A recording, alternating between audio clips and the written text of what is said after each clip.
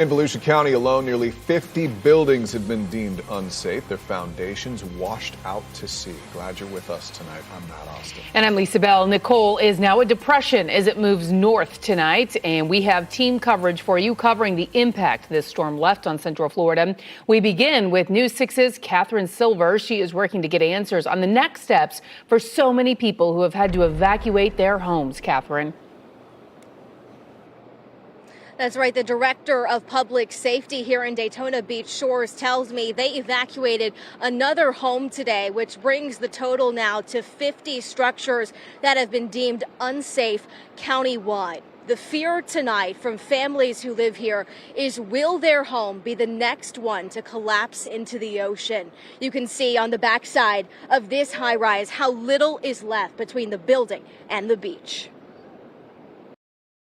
That's my home right there. Deborah Taylor can see her home on the corner of St. Kitts condos. She just can't get to it. When Nicole destroyed what was left of the dunes in Daytona Beach Shores, she was forced to leave. What did you grab in those minutes? The clothes that you have on, some important papers, and a toothbrush. What used to be a sidewalk is scattered on the sand now. We're hoping that there's not little pockets of water that will go in and have the sand continue to go down. Red tape marks buildings like St. Kitts unsafe on Atlantic Avenue, one after another. The list up to 50 countywide. We are in serious need of restoration. Chief Mike Fowler is the director of public safety. Was Daytona Beach Shores prepared for Nicole? Well, we were as prepared as you could be.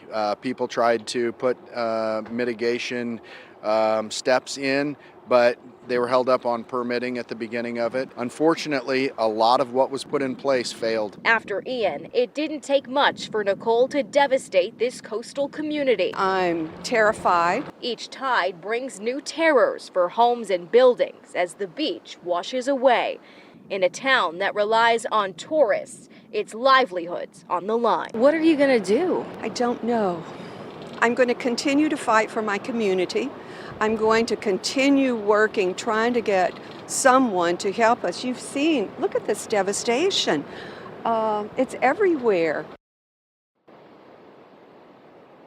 It is everywhere. And tonight, the big question is, what is next for these properties? I did ask the director of public safety. He tells me each of these buildings will need to have an engineering assessment done before anyone might be allowed back on property. Until then, no one can access their homes or any of their belongings. I'm live in Volusia County. Catherine Silver, getting results, News 6.